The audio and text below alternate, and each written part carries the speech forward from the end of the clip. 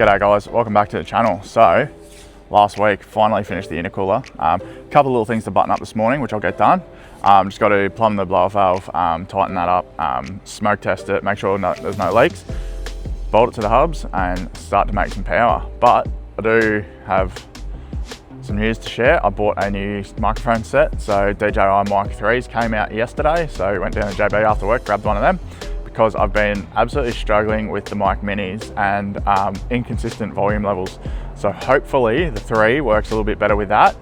There is a way to set them up to like auto level and stuff, so I might look into that. Just for now, I've just plugged it in and just going to use it and see how it works. But yeah, anyway, let's get ripped into this video, and hopefully we can get everything done in one day this weekend and not spend all weekend here and can actually have some time off. So one of the other things I used to rage at with the, so this is the Mic 3. So they're pretty small, almost about the size of the Mic 2, the Mic Minis. But one of the things I used to freaking rage at all the time, pull this out, stick it in the phone, turns on, pull the mic out, and the mic would just flash. It wouldn't connect. So that's what it's doing now, it just flashes. And I don't know what it was, but it used to absolutely piss me off to no end. You have to put everything back in the case, turn it all off again, and then shut the case, and then open it again, put that, plug it into your phone, pull out the mic, then it might pair. So the Mic 3 has been much better at that. It just pairs straight away. So that's one less thing to have annoying me. But anyway, let's see how this audio works out on this video. Now, the case is a little different. It's got the clip, but the clip is magnetic. But normally you would put the magnet on the clip like this, and it all fits in the case. But with this one, you take the clip off, and then you can put the magnet on the back of the mic directly rather than using the clip as well. But the clip is also indexable, so if you had to hook that onto your shirt, you can have your clip sort of going either way. So it is different. So one of the things I've been most looking forward to, and yeeting these shit headlights. Yeet. So we obviously got those couple of little things to finish off on mine, which I said earlier. So then bolt her up to the hubs and try and make 1,000. But we're rolling deep with barras this weekend. We've got Kieran servicing the ute. We've got Kyle, who serviced his ute last week, and he's watched me say 5 times in videos not to double seal oil filters.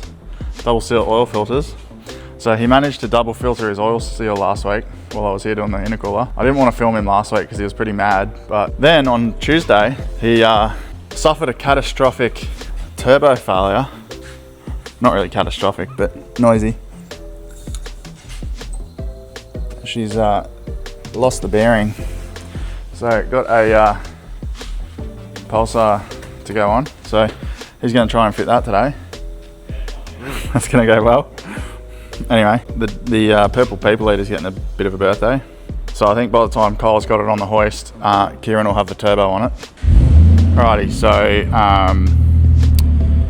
all I really need to do today, so before I start on tuning, I'm just going to smoke test it and plumb the BOV. The throttle body goo has now had time to set. So give that a smoke test, make sure nothing's leaking from throttle body. Obviously plumb the BOV. Now I'm going to go to that's the evap hose, so I'm just going to rip that off and tee it into that one in the manifold. But I've got some other things to do after it's off the dyno, which is I've got these adapters off eBay, 16 bucks. That's to convert from my headlight plug to the new plug, which apparently Ford changed or something, I don't know. Anyway, got to put the indicator lobes in, which we obviously did 2 of those pins, so I've got to swap that connector onto those pins and then add a connector to that setup, add the indicators, plug the rest of the headlights in, find somewhere to mount the fans. So obviously I'll be ripping the bar off, getting that all back together. It's just popped in for now, it's not actually bolted up. That's all screws for the bar, grill and crash bar. So now I also got a FG throttle gasket in case I need it, but I'm not going to fit it unless it's leaking, the one I've done. So I'll keep that as a spare, because if I've got to pull it apart later, then at least I've got a gasket to put back on it. So yeah, as long as smoke test is all clear and BOV gets plumbed, we can bolt it to the hubs and off we go. Right, so just gonna try and cut that hose because it's on pretty tight. I tried pulling it down, but it's grabbing onto the barb pretty good. So just gonna try and come here with a scalpel and give it a slice.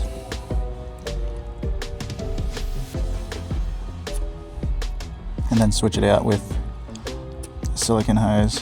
It's actually kind of hard to get my hand in here, but without blocking the camera completely, but give it a go. Alright, so just ditch this rubber hose and go to silicone and a T-piece. Just going to give it a little bit more of a cut.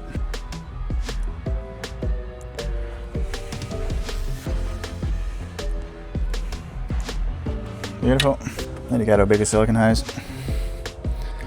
This one I've got is thick wall, but it's a small hole. That's what she said. So didn't have any decent wire pieces, so for now I'll just plumb the BOV straight to that, and this can just hang out. It's just the evap solenoid vent back to the manifold, that can just hang out there for now. This can just go straight to the BOV, and then the BOV is plumbed for now. So Kyle is picking me up a better wire piece from 1320 while he's out. So BOV plumbed, just got to tighten it now and then ready to smoke test. I will make that neater once it's plumbed properly. Might smoke test it through one of these vacuum bungs to smoke test the manifold and fuel lines. And then I might smoke test the intake pipe using my fitting down here. And then I'll probably pull the bar back off just to check my smoke test results. So I'll just leave that recording there. It's just starting to come out the air filter now. So obviously it's making its way out the filter, which means it's going all the way through the intercooler, coming out the turbo. So we want to just start looking at all of our joins here. Wiggle all the cooler piping. No smoke out of the cooler pipe joins. Looking good. I'll probably stick a fork in that. Now obviously you want to pressure test it too, but we don't currently have a pressure tester that'll work on that.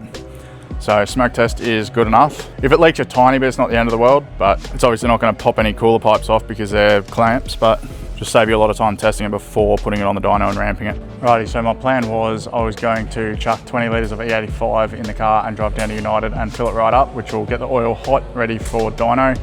But what I just realised is I don't have any fuel at work here, so I'm just going to go take my car down to the servo with two 20 litre jugs, fill them up and put it in the car and just run the car for a half hour or so, get the oil warmed up and flush as much E85 out of the oil as I can.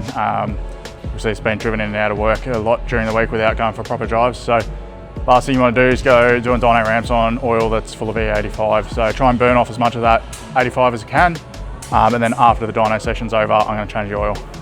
Well, that's a problem. The old Tesla is boot not big enough. Don't really want to sit them on the floor. Probably can, but well, I suppose I technically can fit them there, so let's go. I suppose if it catches fire with this in a car, is it because it's a battery car or is it because it's a petrol car? Don't you hate it when the Tesla wankers are blocking the E85 pumps?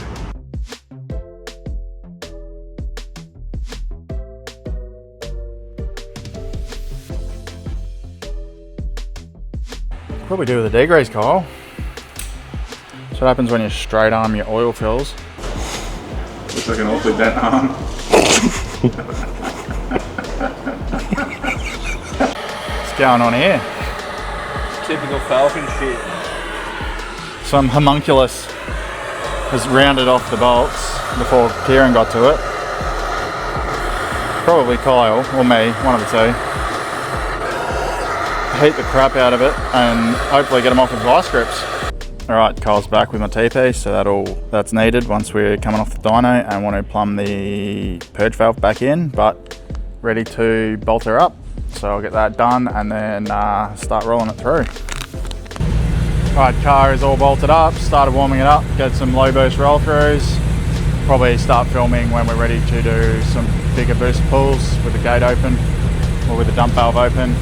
Probably start filming at 26, 28 PSI plus. There's probably no point filming anything below that.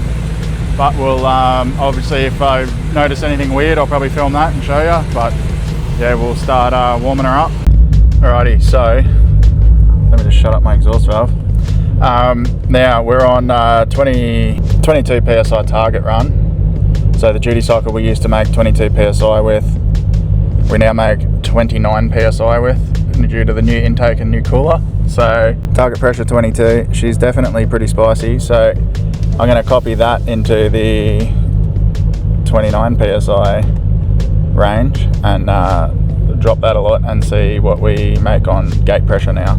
So I'll probably, yeah, I'll shuffle some of that around. Obviously, yeah, it's pretty flat 29 psi, so I'm just going to copy what should be makes 29. I'll make a table for 29, and then yeah, I don't know if I'm explaining that really badly. I think I am. So obviously targeting 22, used to take that much duty cycle to make 22 psi with the old setup with the turbo guard and stuff. It now makes 29 psi with the same duty cycle. So yeah, does that make sense?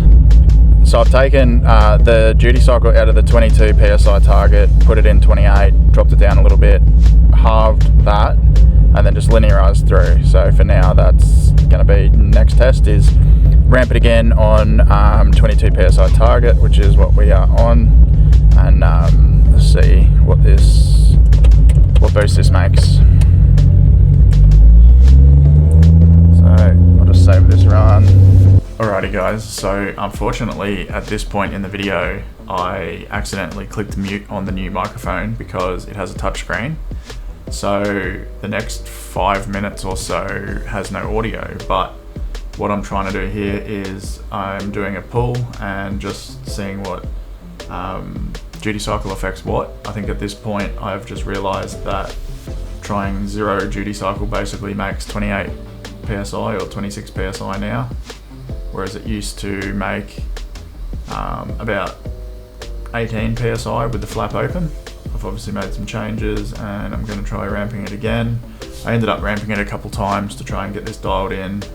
We'll probably just skip through some of this footage because not a whole heap happens anyway, but as you can sort of see there, I make about 28 pounds on 0 duty cycle. So we'll see what these ramps do here.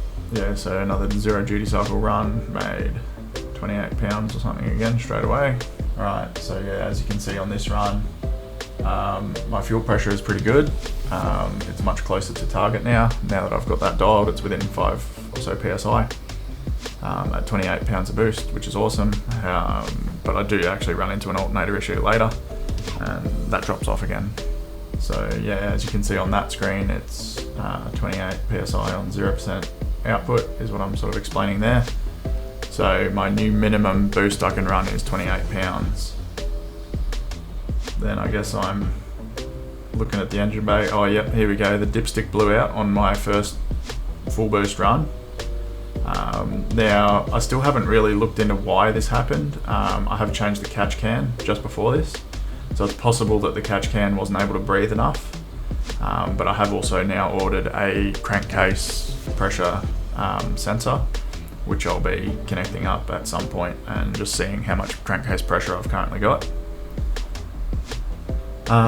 Here I'm just looking into the boost controller just to make sure everything's connected properly, which it is. So pretty much just, I think I'll put it back together. Actually it was, I was testing it to make sure it was pulsing correctly, thinking that maybe it was just venting, but it wouldn't be venting, it would be closed anyway. It would, if it wasn't working, it would be running no boost. But when I was trying to test it, I was testing it on closed loop and they won't pulse if you just put duty cycle in at idle. So in this part I've stolen Kyle's boost control solenoid there. And okay, so that does work. 50% duty cycle, definitely clicking. It just has to be an open loop. I was in closed loop, didn't realize it won't click if it's in closed loop. So nothing wrong with the Mac valve, nothing wrong with the plumbing. Not really sure why it's making so much boost on 0 duty cycle. Alright, so I sort of have no ideas here. So what I might do is just to eliminate one variable, I'm just going to take the dyno boost off this and just run that back to the turbo. I might shut the valve and just see what boost it runs with 0 duty and the valve shut and see if it stays under control. But I can't work out why it's 28 psi on no duty cycle when it used to be like, I think I used to make like 26 on like 20% duty cycle. But I mean 26 could be all it makes minimum with the valve open. But I'm pretty sure at the track it makes 22 psi on my lowest boost settings. So what used to, but I mean I changed the intercooler. The old intercooler wasn't stopping boost, it was just getting hot. So and then the intake, you know, going to a turbo guard from a turbo guard to an intake. So I'll just see what the boost is doing on like no duty cycle and see if with the valve shut and see if it stays like, because it used to be like 14 psi, so see what it does with that. Right, so I've just got a zip tie just to hold the dipstick in. It's going to be lower boost hopefully this run anyway, so shouldn't be a drama, but we'll just see what this one does and then start going back, open more boost. Alright, so targeting 14.5 if you can read that. A bit hard with the red and black, but obviously valve shut. Just going to see what boost it runs, so let's see how this goes. So we'll get into a pull. See what happens.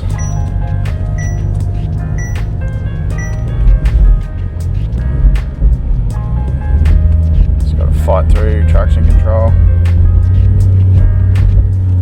Doesn't like fighting it in third. Take off in first. Alright, we're through traction control. Sort of must just do something in the background, but you don't really notice it when you take off in first. Alright, so what we're looking for here is hopefully less than, let's just make you boost map.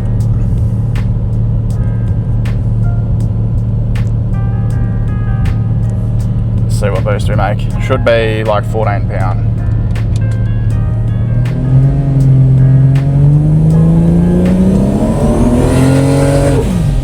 Nah, there's definitely something going on. That's 20 pound. 20 pound with the valve shut with no duty cycle is definitely not right. Yeah, so like 0 duty cycle, valve shut, 20 psi. That used to only make like 14 psi. So it's possible that it's just like super efficient now, but like every part of me with every car I've ever tuned just goes, no, there's absolutely no way it's that efficient now just because of the intake pipe. There's no way it's gained 6 psi. So, yeah, like there's something is going on here. I might try maybe adding duty cycle with the valve shut and see if the boost goes up from there. I might just do a pull on 20 and see if it stays level.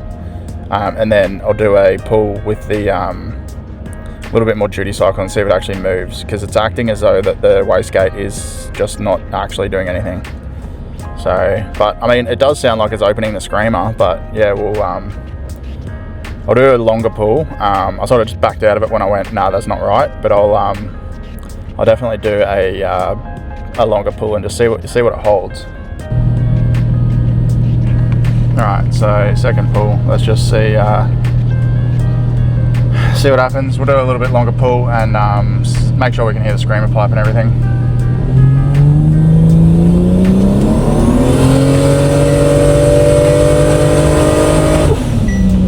Alright, so screamer definitely opened at 20 pounds, which is a little bit odd, but I mean, we'll add some duty cycle and see if the boost rises.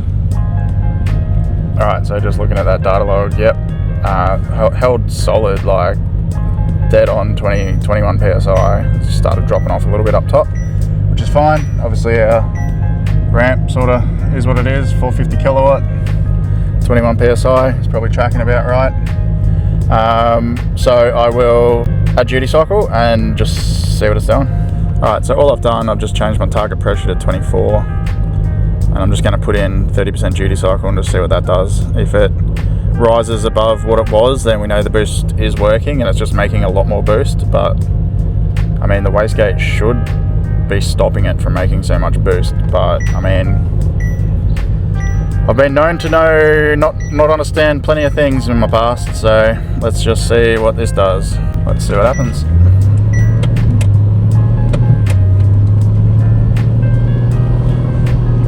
Alright, so we're looking for a little bit more than 20 psi and hopefully not moon boost.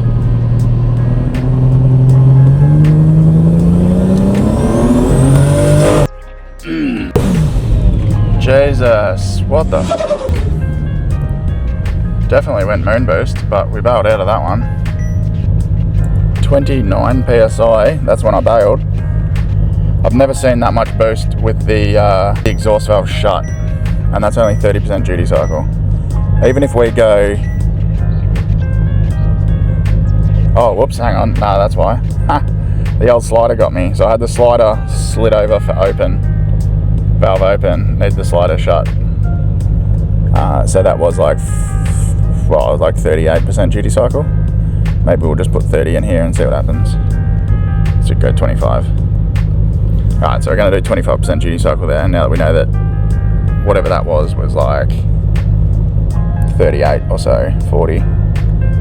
So that probably makes sense actually, because 40% duty cycle, like that used to make 24 pound and now makes 29. So if it's more efficient, like it obviously is proof that the wastegate is working and behaving, and the boost controller is working and behaving. So let's just drop that duty cycle and see if we can get that under control. Alrighty, so ready to roll. We got, should be 25% duty cycle. Hopefully it's like 24 psi.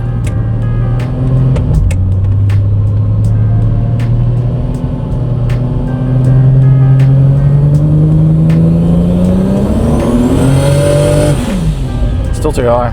Alright, we'll take a little bit more out. Alright, so we're just going to go 15 duty cycle and see what happens.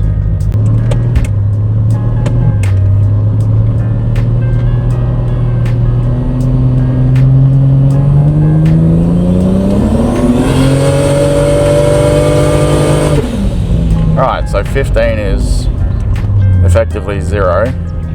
So let's go 18. On the plus side, the intake temps are working really good. Alright, let's see what 18 does.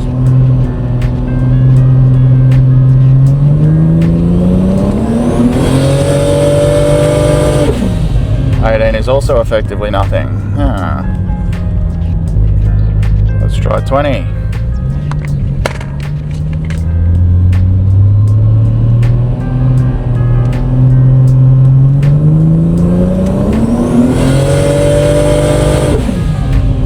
Starting to move it a little bit.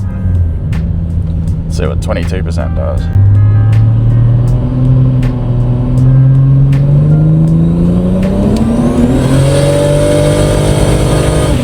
Right, 22% is 24, 25 psi. Perfect.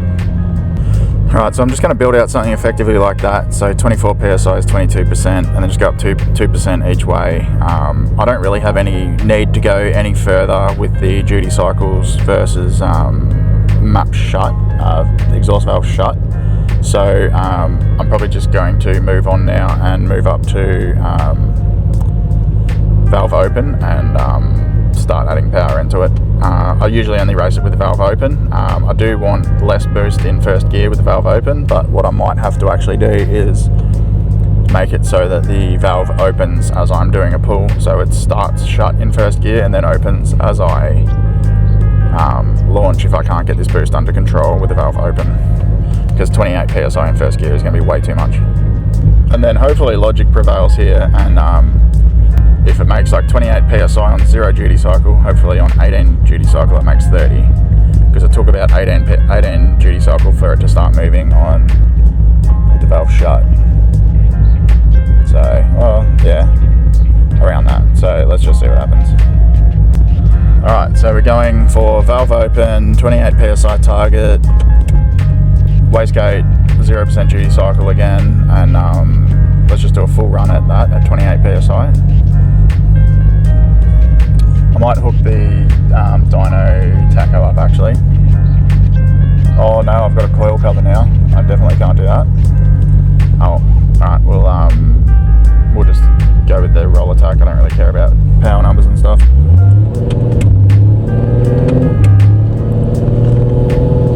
Alright, so it should be 28 psi, valve open.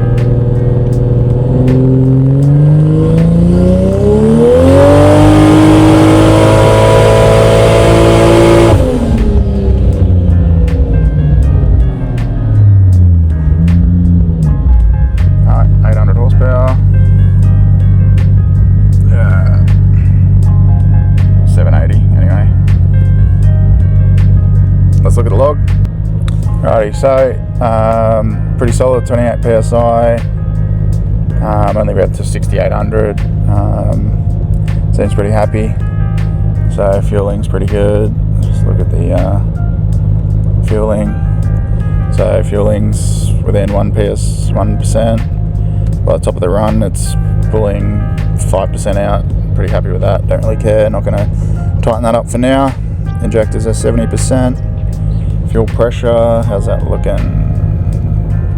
Fuel pressure's not the worst. Does drop a little bit. Right there, it starts dropping. You start dropping suddenly. Wonder if that's backing up from the return line or something. Definitely starts dropping when it should be still climbing there. So not really sure what's going on there. Could be the pumps actually might just not be up to it, but twin Pierbergs should be up to making, like, you know, it's only nearly 600 kilowatt. That should be well within what the Pierbergs are capable of. So we'll have a look and see what's going on. Alright, so this may be my fuel pressure dropping issue now, is I've just put battery voltage there. So it 13.5 during the run, 13.3, 13.2, and then right as the pressure drops, the alternator drops to 12.9. So I think it actually might be an alternator issue, why that's suddenly dipping, because both pumps are on by then, so that shouldn't be dipping. So that I can handle and not worry about, look into later, like upgrade the alternator or something. But yeah, obviously if the voltage was solid and the pumps were just suddenly dipping, I'd be in a world of autism right now trying to work out why. But I'm pretty happy just to say that that's battery voltage for now, and we'll worry about that later. But obviously that was a 28 psi run and I was pretty happy with that. So I think we're just pulling it up there with the Kieran and Kyle, and we're going to order some lunch, and then we'll get that ordered, and then I'll start adding some boost. Rightio, so had a little bit of a head scratch, give the old smooth brain a little bit of a tickle over lunch, and just deciding I'm going to compare apples to apples, so I've done something different. So I've hooked the dyno tack up just so it's one less variable to sort of compare with the power runs. I tried comparing a run from today to another run, and like it was 6,800 RPM on the log, but it was only 5,300 RPM on the dyno. So I did have the tack set up last time, so just thought I'd set it up again. One less thing to worry about. Let's do another pull on 28 pound and just see how it looks. Alright, so now we've got tacho feeding into the dyno, so we don't have to worry about tack being out. And I've hooked the dyno boost back up to the pre-intercooler turbo outlet, so that's why we've got, like, it's maybe out by 1 psi or something, but maybe just pulling a vacuum out the front of that turbo, who knows, but it's not manifold pressure, it's just at the turbo. So we'll do a pull on, valve open, just check our targets. Third gear, 28 psi, 28 psi, zero duty. Not really sure why. Oh yeah, it says 22 because we're in neutral. Once we go into third, it'll go up to 28, and then target 28 here. All good. All right, let's just do a full pull with the dyno tack hooked up and just see what it looks like.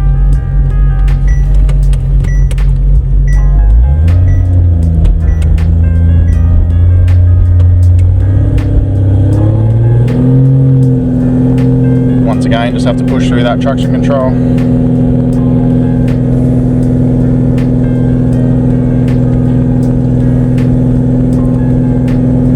So we're looking for 28 psi again, and obviously just to redline.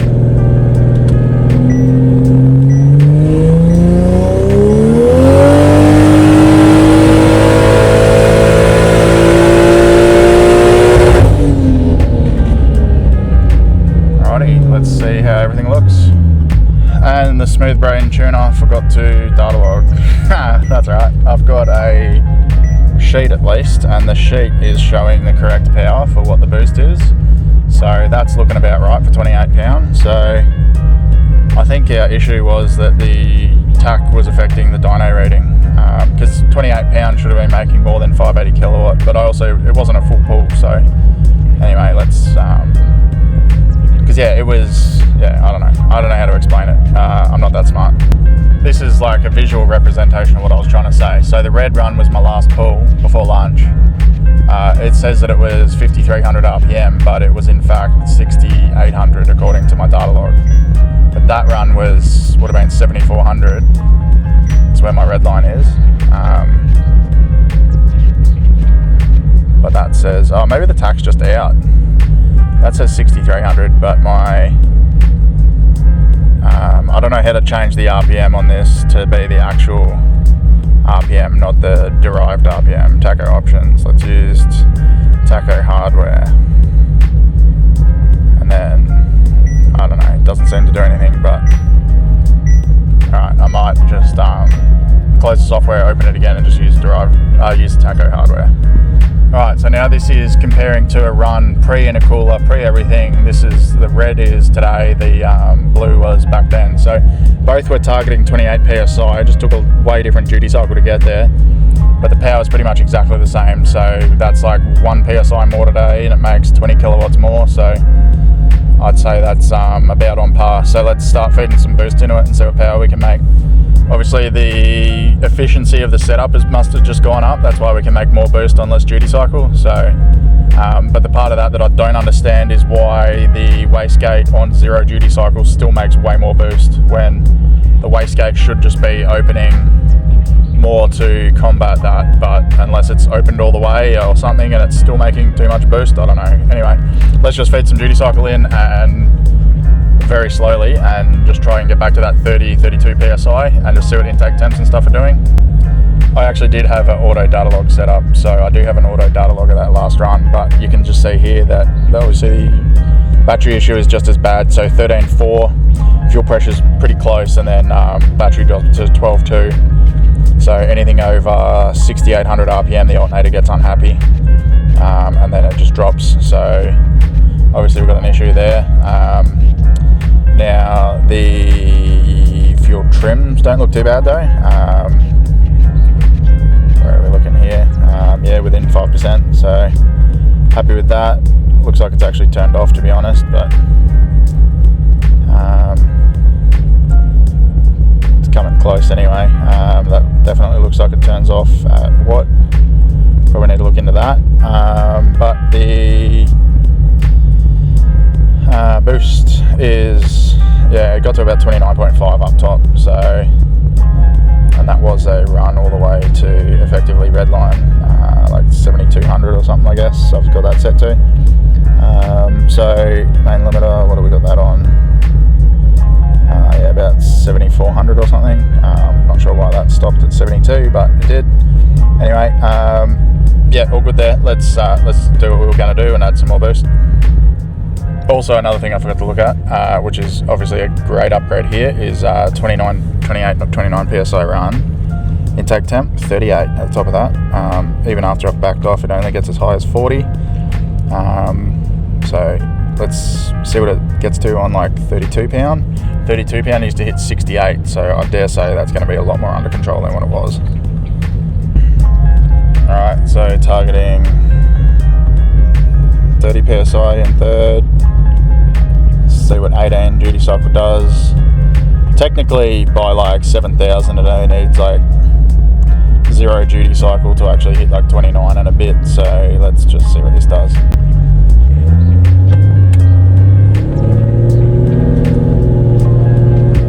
Just got to keep an eye on that boost gauge, because who knows what it'll actually do on 18 duty cycle.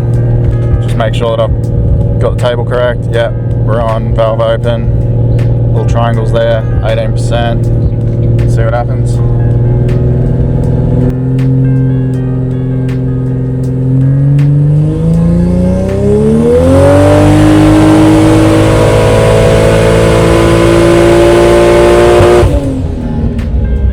Alright, my dash says overboost because that's obviously set up to 30, but we can ignore that. Hit my don't panic button. Alright, let's have a look at that.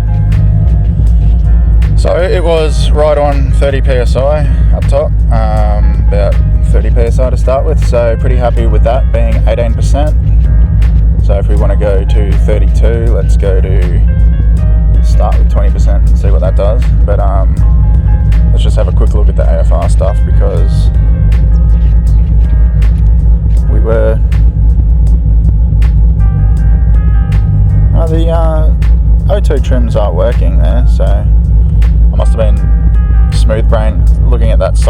fine, but that's the target. So anyway,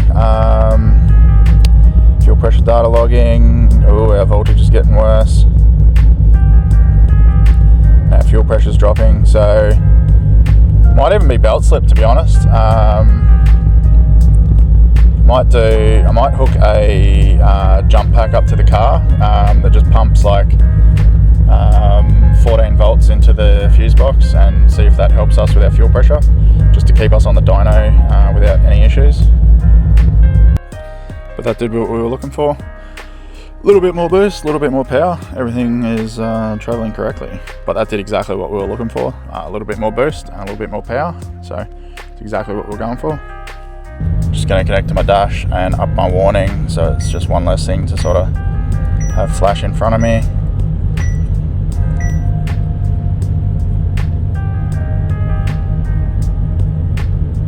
So I've hooked the snap-on battery charger up just to the flash program function, so 14 volts, so hopefully that'll hold 14 volts during a pull.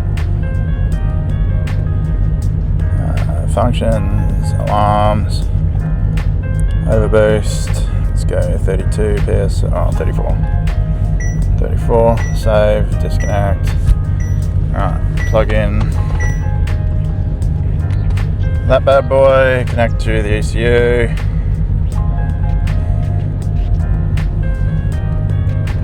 Back to the Wi-Fi. Alrighty, let's go boost, target. There we go, open the valve. Choose our new target pressure. Gonna be 30 again. We'll just do 30 again. Actually, no, we'll go up to 32. I've only added 2% duty cycle, so let's see what that does. Start logging, let's see what happens.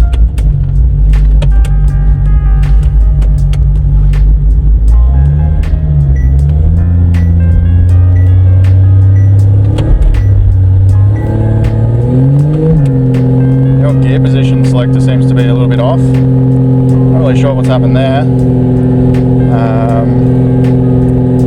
Pressure data logging, voltage 14.1. See what that does over a run, but we'll watch boost for the run. Well, better save my run actually. Alright, let's go.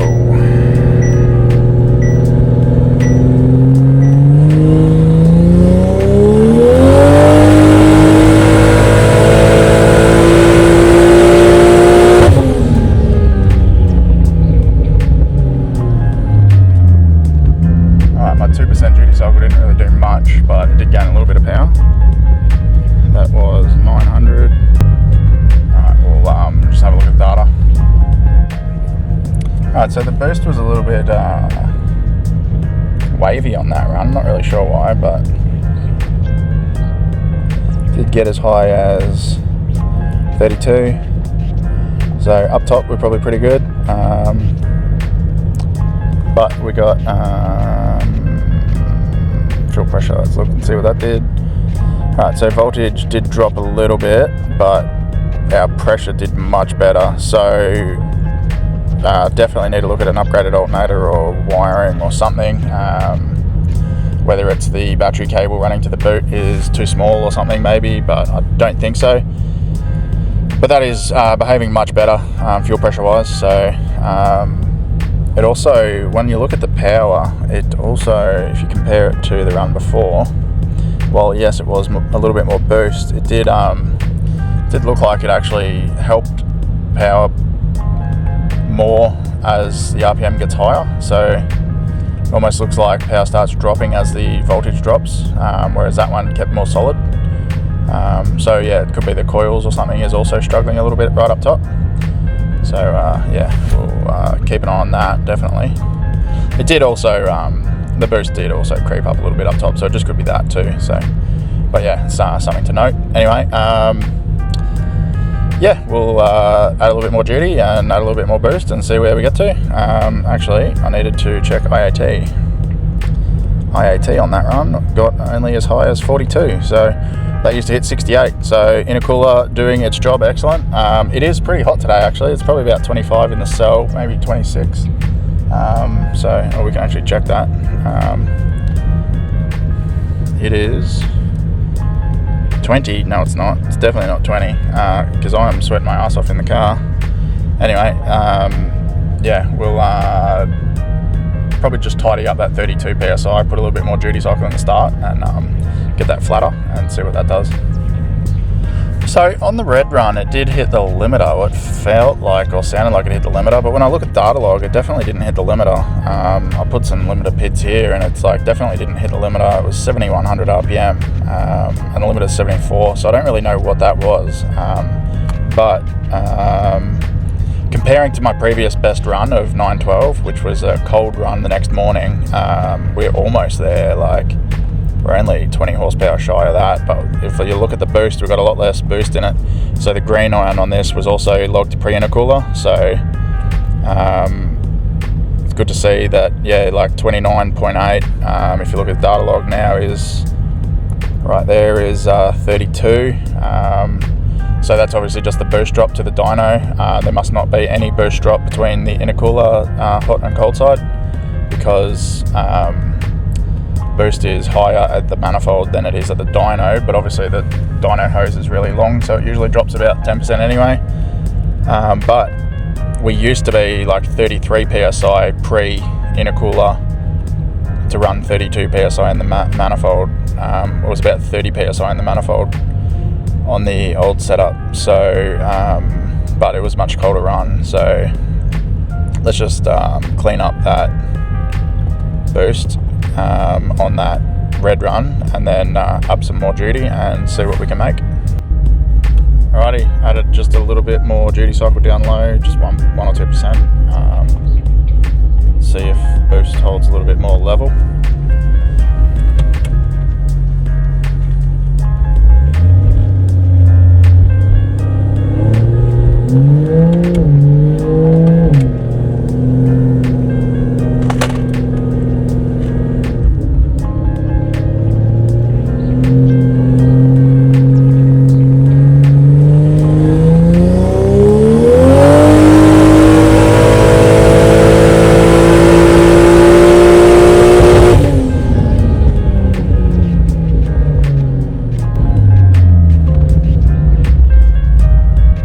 Alright, weird.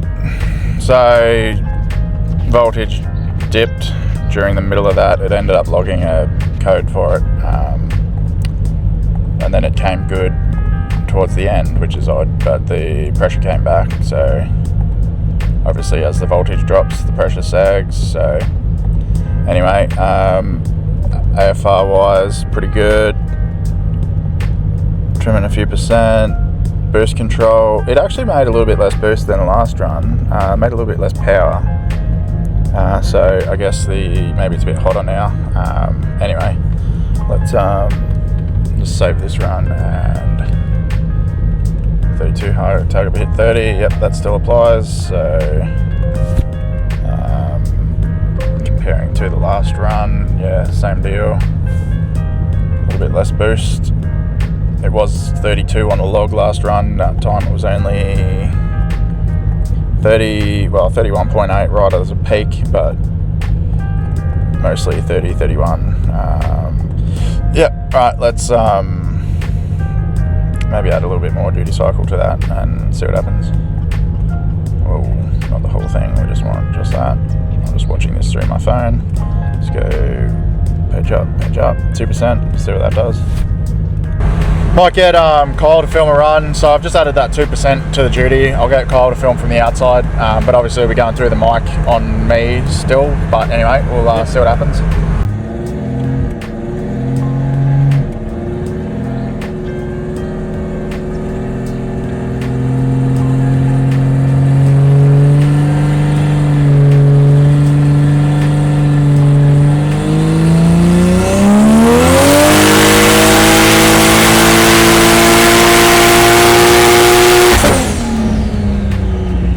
Alrighty, so that 2% more duty did add that little bit more boost, obviously, like about, a couple of PSI. So saw up to 32 32-ish on the dyno. On the data log it went as high as 34, 35, but power's not really climbing, so I don't really know what's going on there.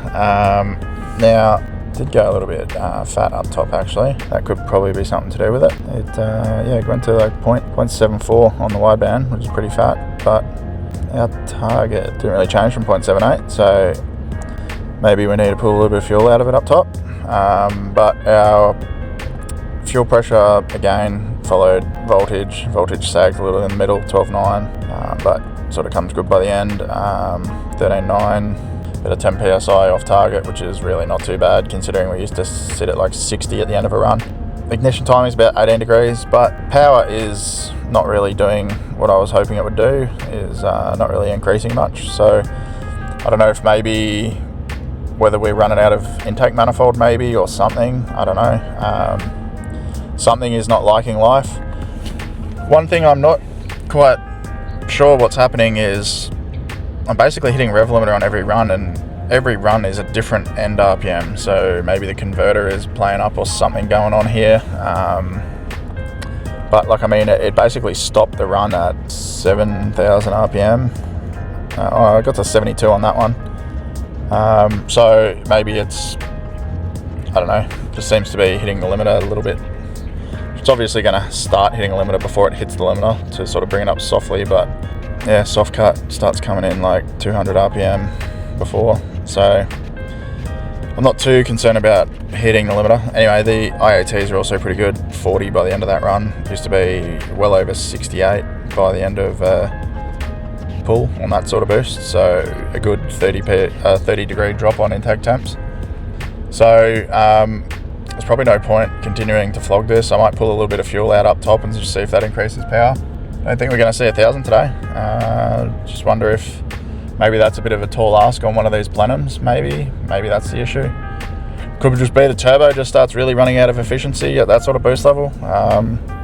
Everyone does tell me that these turbos suck, but I've tried to refuse to believe it. But yeah, we'll try pulling a little bit of fuel and see what that does to help.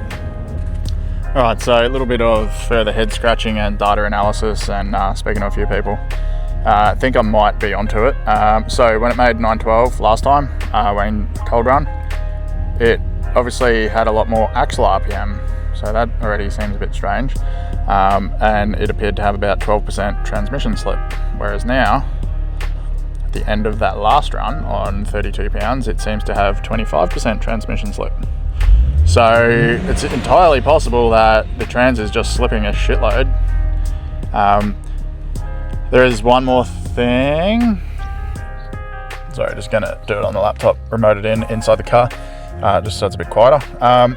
What I'm gonna try next is just lowering the ramp rate, well, raising the ramp rate, which makes it ramp faster, and just see what the converter slip does on that, and see if it makes a bunch more power, which might be an indicator that maybe it's the converter.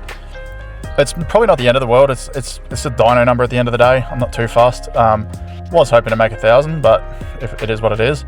A slippy converter is probably better for no prep anyway. So let's just do one more ramp. It's probably cooled down for an hour now. I'll probably do one more ramp tonight and just see what it makes with a faster ramp rate. All right, final run. I've cranked some ramp rate into it, and we'll see if that affects the converter slip and if it affects the power. So do one more run tonight. It's now 4:30, starting to cool down a little bit, so hopefully the cooler air maybe helps a little bit too. I'm almost tempted to pull the filter off. I have even a 4-inch, 5-inch bell mouth that I could try. I just want to keep that sort of stuff the same for now, so that if affecting the ramp rate does affect the power because of the converter slip, at least that's a little bit more scientific than changing other stuff. So let's just do my final pull for the night, and then maybe in the morning we'll throw a few things at it and just see what number we can make if this does help.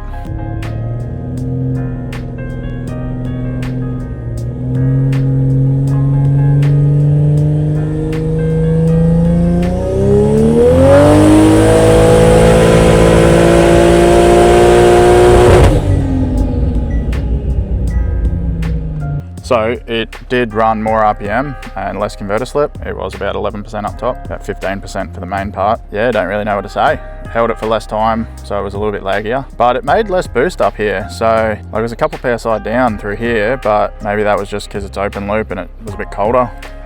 It's set up, it's tuned as closed loop, but there's no PID control in it, so it's effectively open loop. But climbed a little bit up top, right as the throttle was probably shutting or something, I don't know, probably wouldn't make the boost climb, but anyway, I don't really know. Faster run did help the converter a little bit, not heaps. I mean, it's about the same here and definitely worse than what it used to be, so maybe a cold run in the morning might help, but I dare say this is probably never going to make 1,000 with this converter or whatever else is holding it back. I don't know. Number one suspect right now is probably converter, but I mean, it's just very coincidental that I'm exactly where I was at 5 other changes ago. Yeah, maybe I could throw some more boost at it, but I really don't see more boost helping much, because between 28 and 32, like 4 PSI jump, it only jumps like 30 kilowatt. I don't want to throw another 4 pound at it to gain another 30 kilowatt, 40, 50 horsepower. Yeah, let's probably pull a pin there and start packing up and go home. Alrighty guys, so back on day 2. So yeah, very freaking depressing night, thinking about what I may have possibly done wrong or anything, but I think it is probably a couple of things. Obviously there's a bit of converter slip, so that's not helping anything, but I think potentially it is pointing towards the cams at this stage, as probably the next likely culprit. Stage 4 TBREs, obviously delete VCT, so without sort of having any cam data or being able to easily just check cam timing, I think we've sort of reached our limit here. So what I'm going to do now this morning is obviously cold run. I'm going to just stick a bell mouth straight on the turbo if it fits, and leave the duty cycle the same, see what happens, and see if we can make any more power. It's also possible that it's just a complete freak coincidence and that air filter is also restrictive, but I mean, given what we saw with the duty cycle versus boost early on, I'd say it's unlikely. I don't think there's any leaks or anything, because obviously boost is climbing, just not really making much power for the boost. So I've also thought maybe it's the plenum, maybe those plenums don't flow good up top, you know, but apparently people have made 1,000 kilowatts with them to 1,300 horsepower. So look, whatever, I guess not. Only thing really I'm thinking now is cam timing issue, or potentially they're installed wrong, timed wrong, have moved since they were installed, or just were never set up correctly. Obviously this car has no VCT anymore, it has locked stage 4 TBREs, so then I think, am I going to bother pulling cams out, put different cams in, put VCT back into it just to try and chase a power figure? Probably not, because knowing me and everything that happens when I try and do jobs like that, I'll end up finding that there's some issue with the cam tunnels or something and leaking oil pressure and VCT won't work, and that's why it was deleted in the first place, blah blah blah. So I'll probably see what it makes with the bell mouth and leave it there and stop worrying about a number.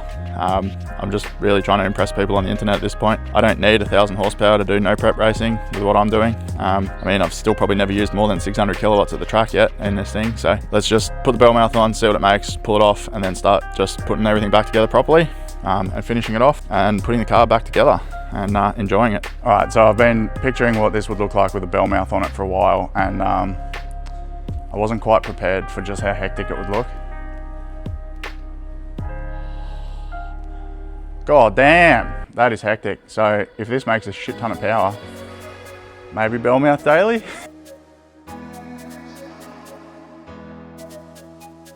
Alrighty guys, so just warmed it up. Trans temp's probably a little cool still, but it's currently 45 degrees, but we'll got the oil temp and everything is all right up, so let's see what it does. This is going to be a fast run on the dyno as well, just in case, but I'm logging. Let's see what happens.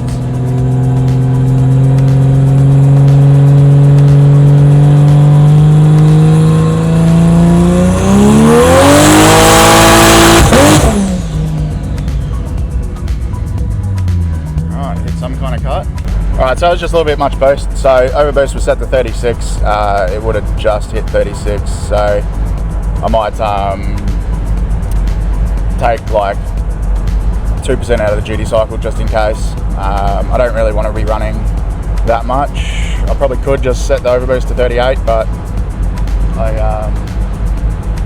it didn't seem to be making any more power anyway. So we'll just take that little bit of boost out and see what it does.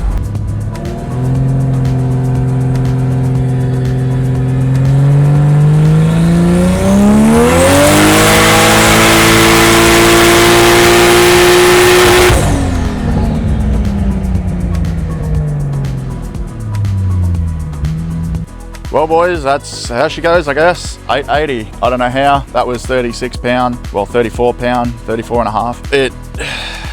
Small boost than it's ever ran. Same power as always, 20 horsepower less than yesterday. Something is a brick wall here and I don't know what it is yet. I can't exactly just put a converter in it while it's on the dyno. I can't exactly just throw some different cams in it while it's on the dyno. I could, but not today. It's Sunday, I don't have any. Yeah, I could start pulling it apart and looking at the cam timing on the vernier gears and stuff, but I mean, I've never really done that either, so I'd just be guessing at this point. I'd probably rather just go back to VCT. So that's what she is. She's 880 horsepower, so 900, whatever. Made 900 yesterday, that's what she is. But damn, that bell mouth looks cool and sounds cool, but didn't help. It obviously made a lot more boost with that on, or maybe just the cold temperature helped, but yeah, it is what it is. Sometimes you're the hammer, sometimes you're the nail. I tell everyone else that. Now it's not my time to learn that, so yeah, it is what it is. So in theory, that should have been making more power at the engine. So then if we think, is it converter? Did the converter slip more than normal? Green was today, red was yesterday, exactly the same, literally exactly the same. So given the fact that it actually made more RPM on the dyno means it was probably slipping a little less than yesterday, to be honest. So yeah, that maybe it's not the converter, who knows. I'm not changing the converter just to make a dyno number. I'm not that interested in a dyno number. It would be cool, but yeah, it is what it is. Right, so I guess that answers that question. The rear main does still leak, so it wasn't all turbo drain, but the turbo drain didn't leak because there's nothing. But yeah, turbo drain worked. Rear main still pissing out. Alrighty guys, so obviously unbolted it. Now put up Kyle's car to tune with the new turbo, but the old PSI internal gate strikes again. It's a standard FG with no valve springs or anything, stock clutch, and 18 PSI by 3000 RPM, still climbing. So obviously pulled that back off the dyno as well. He's gonna go external gate on that next week. I sort of was just a bit depressed because nothing really went to plan for me this weekend, but was just about to go home and give up. But I think I'm just gonna finish off the headlights and indicator wiring and all that sort of stuff and just get everything buttoned up, put everything back together. I'm at the stage now where it probably makes the most sense to just pull the cover off, check the cam timing. I mean, I'm pretty much halfway there already anyway with the coil cover and everything off. It's only 6 bolts really. I just don't want to start creating more oil leaks and stuff. So realistically, I'm just going to get everything final button done. You know, wire the indicator, put them in, plug all the headlights in, make sure everything's all buttoned up, find somewhere to mount the horn, wire the horn, put the bar on, put all the hardware back on, trim the pieces that need to be trimmed. Then I'm fully done and technically could just take the rest of the weekend off, see what happens. Might end up just pulling the rocker cover, putting it on top dead and just checking the cam timing just in case it's skipped a tooth or something dumb. I don't know what I'd be looking at trying to work out the vernier timing, whether someone's adjusted that wrong at some point as well. But at least like if it's skipped a tooth or something, that should be pretty obvious. So yeah, maybe I will do that today, but I'm just going to put it back together first. I obviously won't put the coil cover back on until I've checked that timing and stuff. But yeah, well, let's just get that done. Well, it may look like nothing's changed, but I've fit the headlights fully, bolted up, wired the indicators. Now the high beams, I had to just put the pins straight on the globes because they changed the spacing of the globes. Don't really know why. Anyway, indicators, everything are wired, everything works. Literally ready for the bar to go on. Relocated the horn, extended the wiring, so that's all good. That's all clear now. I've test fit the bar clears them. I'll still be able to get a oil cooler in under there behind that panel. So yeah, just whack the bar on and then do the 2 little relief cuts on the bar, which should just be like right here, they just touch, give that a little whizzy. Then we're all good. Now, again, I am pretty tempted just to pull this rocker cover off, so might actually do that now and just take a quick look. It's pretty tight to be able to turn the motor over though, so I may pull the fans out as well, be able to turn it over a bit easier. But yeah, we'll see how we go. I'll get the bar on first. Alrighty, bar on. Does sit a little low here. Not really sure what happened there. Might need to adjust the something. It is quite low indeed, but have clearance for these, so they clear, so it's not that holding it up. Anyway, it does sit alright on the side, but could even just be that headlight sits pretty high. It does kind of tuck awkwardly under that guard, whereas that one doesn't tuck as far under. I don't know. Anyway, don't really care, to be honest. The bigger that gap is, the better airflow there is, so pretty happy with that. Put the grill in. Right, almost forgot the EVAP, but got the T-piece in there that Kyle grabbed for me from 1320. I was able to Tee the bob in, so that can just sit there for now. Well guys, I made the decision. I'm not going to pull the rocker cover off today. You sure about that? You sure about that? It's already getting late and I want to wash the car, so that will button it up. I can do the track day, nothing has changed, just doesn't make as much power as I was hoping. I don't care. I can do my track day over the next week, and then I've got another one coming up 2 weeks after that. Then we'll delve into this engine and find out if the cam timing's out, but there's no rush. I've done track days with it like this. I have more than enough power to do what I need to do. So deal with the cam potential issues after all my track days that are coming up. I don't care, just is what it is. We'll deal with it later. Alrighty. All clean, all back together, all done. That's where it's going to sit till track day. Well, I might take it home, but ready to race. All right, so my day off did not really pan out like I thought. Decided to come in today and pull the timing cover off, well, the valve cover off, and check the cam timing because I got bullied by Werber. So it says 10-minute job, so I thought, screw it, let's just check the cam timing. Pull the cover off, check the timing. So let's spend 10 minutes pulling the cover off and checking cam timing. And let's see how overcomplicated I can make this. All right, so we're just gonna rip the catch can lines off first.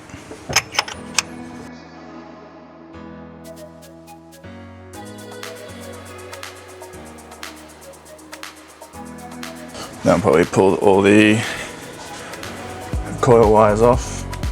Sorry, I'll unbolt all the coils.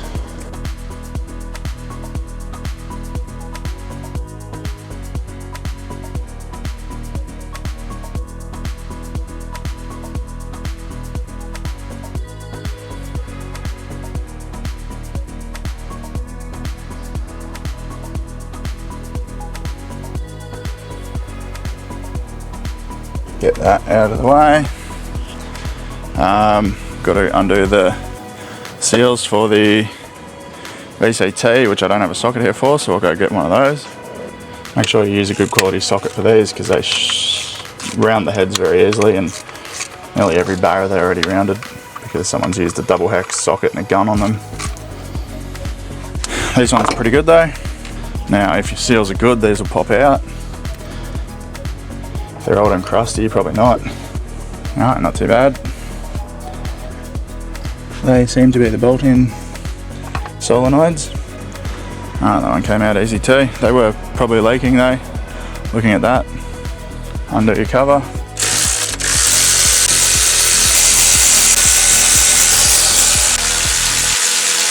T40 up front. Alright, I'll probably ditch my dipstick too so I don't break it.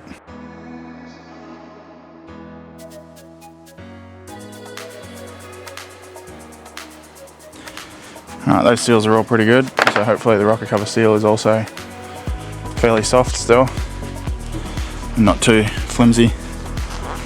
If you use the shitty quality ones, they usually hang down and a royal pain in the dick to get on and off.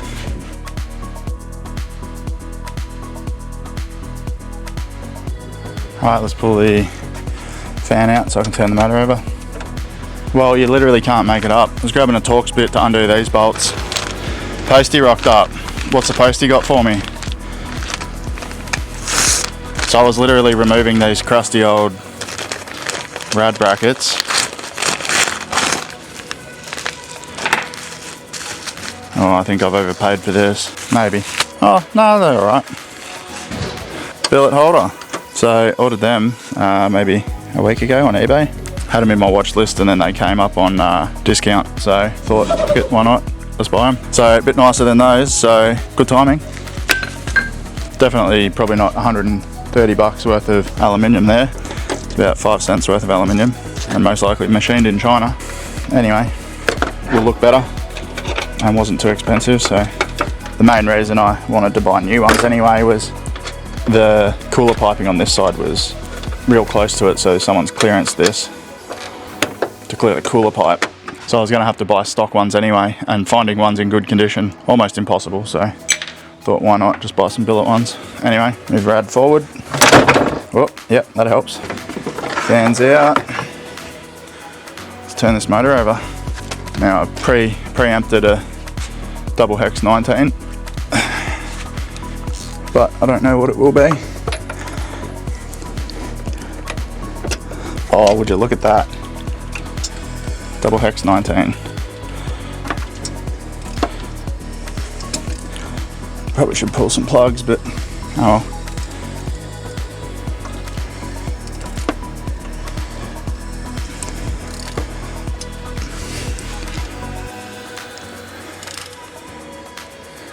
Zero. Well, I haven't timed a Barrett in a very long time, but I would assume 0 on the balancer is top dead, and then the timing marks line up to the middle of the phaser. If that had jumped a tooth, it'd be here or here.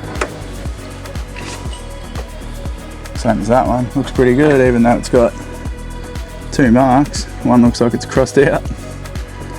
Don't know, might send a photo to someone and see what's going on. They definitely have moved, whether they moved while they were on the dyno.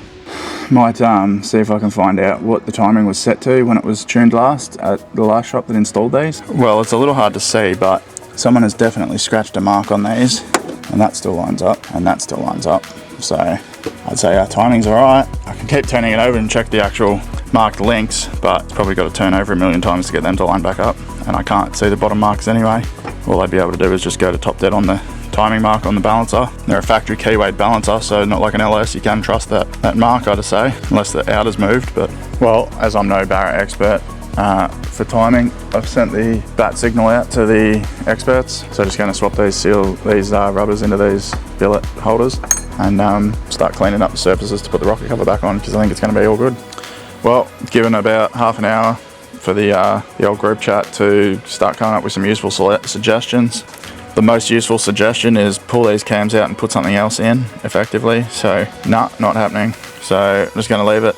I don't think they're timed wrong. I think, you know, judging off those marks, they look like they haven't moved on the verniers. Then provided that they are supposed to be set up on that mark and that mark, I would class that timing as correct. Alrighty, so just going to put it back together. Started cleaning up all surfaces. A little bit of silicone on the corners there, just to seal to the head to the timing cover and the rocker cover. Alright, she's all back together. So gave it a quick brake clean over all the oily patches. They turned out pretty good. So it just takes your eye off the grossness. Alright, so obviously got a track day coming up next week. It's now a week after dyno. I haven't driven the car home or anything, but it's been driven in and out of work every day for the last week, just out on the street, and obviously dyno work. So it's had about most of a tank run through it. Now there's just a follow-up really. It's not its own video. I was just changing the oil and just thought I would update if anyone cares about my oil leaks. So turbo drain is absolutely spiffy, no leaks at all, not a drop from that. Rear main is pissing out though, obviously still leaking. So we'll obviously address that at some point in a future video, but just going to drain the oil now and top it back off. So that's it for this video, guys. Thanks for watching, liking, subscribing. Next video, racing the car. One day I might do something with those cams, but I don't think that's my major problem. So don't think that's going to be what's holding us back. So we'll keep scratching the head and trying to figure stuff out. But yeah, we'll see you on the next video.